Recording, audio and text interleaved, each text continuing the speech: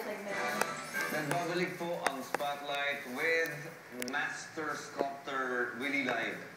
Willie, yung tanong natin kanina, is it lucrative? Opo naman kasi napapag-aral ko yung mga anak ko at nakaka-travel ako once a year for research. Okay na rin. Okay, galing ka sa Betis na lahat halos ng tao doon marunong mag-dukit. What made you rise above everyone else? Kasi maraming nag-dukit, biglang may lumabas na Willie Live. Kasi ano yan parang persistent. Dapat persistent ka. Tapos, wala namang bayad ng pangarap Alam mo, during my elementary years, nakita na ako ng isang uncle na nag-drawing ako. Sabi ng uncle pwede mong pag-aralin mo yun, sabi niya sa nanay, my late mother, pag-aralin mong fine arts sa UST. So, natatak sa isip ko yun, sa utak ko yun. And then, meron kami yung bahay namin pawid lang. Sa Pasimano nun, inukit ko yung UST. So, parang vision ko yun. Dahil yan sa uncle mo? Uncle ko. And then, binigyan yung mga uncle po dyan, pag may nakikitaan niyo yung mga pamangkin niyo, see? Yung words ng mga nakakatanda. Talagang nakakatanda sa mga bata. Tapos, pinahiram niya ako ng yung World Art Treasures. Libro. Doon ko first nakita yung trabaho ni Michelangelo. So, tinignan ko naman kung saan yung pieta. Yung pieta ni Michelangelo sa Rome.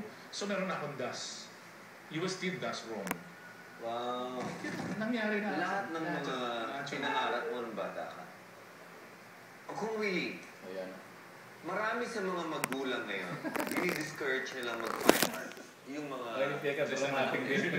Isa ka na rin. Bakit? Okay. But you are an artist. You study fine arts. You're doing very well. Would you think na dapat encourage mga bata kung pangarap nila? Yun nga ang nag-apologize ako sa anak ko ng doktor ko. Sabi niya, gusto ko mag-fine arts. Naturunan lang kita kasi ang ngayon is nursing. So sana ako nagano ako sa kanya talaga nagsisisi. Sabi ko na patawarin mo ako sa Anyway, yung dalawang yung bunso ko is meron siyang sculptor talaga yun. Wow. So meron akong plano sa kanila. Yung isa pa, yung pantatlo sa bunso is arkitekto naman sa Damsong. So ang plano ko sa kanila is meron na akong tax sa Sevilla. Doon sila mag-aaral ng masters na restoration. So yan po, sinasabi ni ating guest na si Master Sculptor Willie Layog, encourage your children to enter fine arts. Huwag niyo po silang pipigilan. Ayun. Anyway, time frame. Ilang araw gumawa ng isang santo? Isang ulo, for example. Ilang araw hanggang finished product? Depende sa mood. Actually, wala akong mood Depende sa mo yun ano ba yung physical mo. Kung talagang wala kang dinadamdam. Wala kang Usually, kung average, isang ulo, kung direkta, walang therapy, ganito, direkta, siguro mga 3 to 4 days. 3 to 4 days. Isang retablo. Sa retablo, taon yun. Isang talaga, taon? Taon.